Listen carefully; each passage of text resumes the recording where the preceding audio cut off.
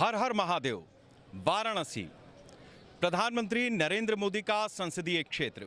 एक बार फिर प्रधानमंत्री नरेंद्र मोदी अपने संसदीय क्षेत्र में आ रहे हैं। पलक पावड़े बिछाकर वाराणसी में उत्सव सा माहौल है। ये वाराणसी जहां मौत भी अपनी तरह से एक उत्सव है, वहां पर जब विकास की गंगा बहती है तो आप देखिए कि किस तरीके से मानो समंदर हिलोरे मार रहा हो। ये नज़ारा दशाश्वमेध घाट वाराणसी का है। गंगा पूरे वेग से आगे बढ़ती हुई और वाराणसी में विकास की तमाम योजनाएं भी इसी वेग से आगे बढ़ रही हैं।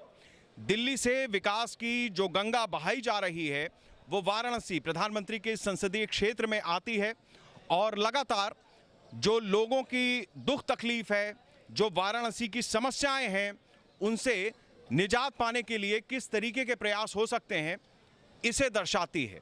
वाराणसी पूर्वांचल, वाराणसी वैसे तो देश की आध्यात्मिक राजधानी कही जाती है, सांस्कृतिक राजधानी कही जाती है, लेकिन सियासी लिहाज से भी ये अब बहुत महत्वपूर्ण शहर हो चुका है।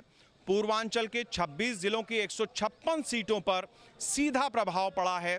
2014 में हमने देखा, 2017 के विधानसभा उत्तर प्रदेश चुनाव में हमने देखा, 2019 के चुनाव में भी देखा, अब 2022 का विधानसभा चुनाव सामने है और ऐसे में भारतीय जनता पार्टी के साथ साथ तमाम दल पूर्वांचल को लेकर के लगातार सक्रिय हैं। ऐसे में भारतीय जनता पार्टी की तरफ से अभी जो केंद्रीय मंत्रिमंडल का विस्तार हुआ उसमें पंकज चौधरी और अनुप्रिया पटेल, ये दो पूर्वांचल के चेहरे और शामिल किए गए। साथ ही इस बात की भी तस्दीक की जा रही है कि पूर्वांचल से लगातार जो संपर्क है उसको बनाए रखा जाए। मुख्यमंत्री योगी आदित्यनाथ गोरखपुर से ताल्लुक रखते हैं, तो इस लिहाज से बहुत महत्वपूर्ण है ये 156 सीटें, जिसमें 106 सीटें पिछली बार भारतीय जनता पार्टी ने 2017 के विधानसभा चुनाव में जीती थीं। 18 सीटें समाजवादी पार्टी को, 12 सीटें बहुजन समाज पार्टी को, 4 सीटें कांग्रेस को गई थीं, 3 निर्दलीय जीते थे।